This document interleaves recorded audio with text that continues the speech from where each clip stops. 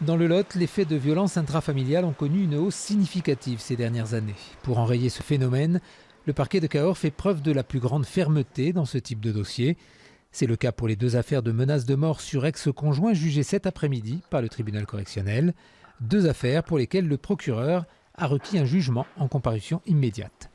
Alors, je ne tiens pas compte des phénomènes conjoncturels et des statistiques conjoncturelles pour prendre mes décisions d'orientation de procédure.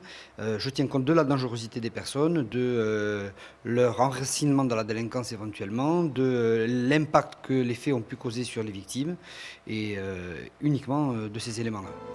En 2018, 121 femmes sont mortes sous les coups de leur conjoint ou ex-conjoint, un chiffre stable depuis plusieurs années. Dans le Lot, le Centre d'information sur le droit des femmes et des familles est intervenu l'an passé auprès de 65 femmes victimes de violences, des femmes dont la parole s'est peu à peu libérée. C'est vrai qu'il y a une prise de conscience, le FEMITOO y est quand même pour quelque chose également.